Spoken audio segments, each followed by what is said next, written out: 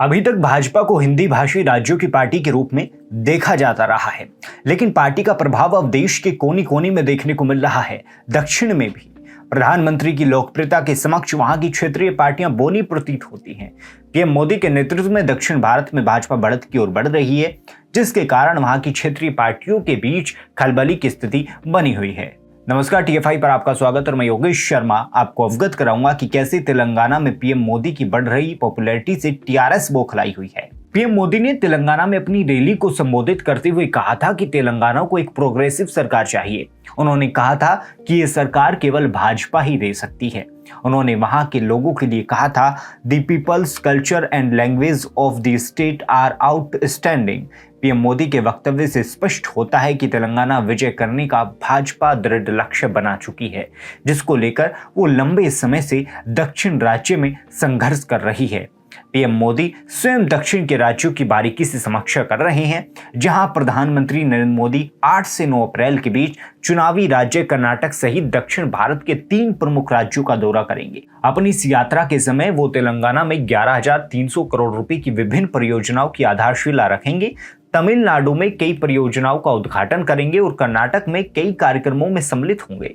लेकिन मोदी के इस दौरे से पूर्व तेलंगाना में बवाल मचा हुआ है, जो कि स्पष्ट रूप से टीआरएस की बौखलाहट बताता है, क्योंकि लगातार टीआरएस का प्रभुत्व राज्य में कम हो रहा है और दक्षिण में भाजपा की सक्रियता ने टीआरएस की टेंशन बढ़ाती है, जिससे बौखलाई केसीआर सरकार भाजपा कार्यकर्ताओं के साथ बर्बरतापूर्वक व्यवहार कर रही है। जिसका एक उदाहरण पेपर लीक मामले में भाजपा के प्रदेश अध्यक्ष और सांसद बंदी संजय कुमार की गिरफ्तारी के रूप में देखने को मिला।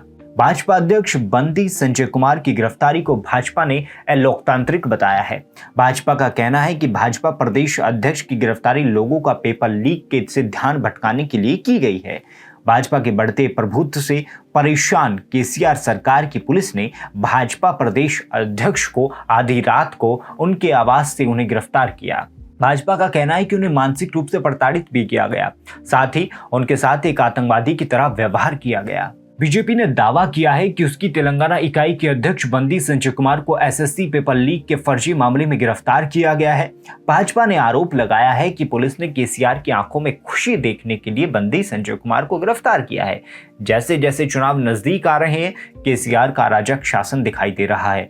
तेलंगाना बीजेपी चीफ की गिरफ्तारी के खिलाफ पार्टी राज्यव्यापी प्रदर्शन कर रही है। बता दें कि तेलंगाना में एसएससी बोर्ड परीक्षा के पहले ही दिन पेपर लीक होने का मामला सामने आया था, जिसके बाद राज्य में केसीआर सरकार की जमकर किरकिरी हो रही थी।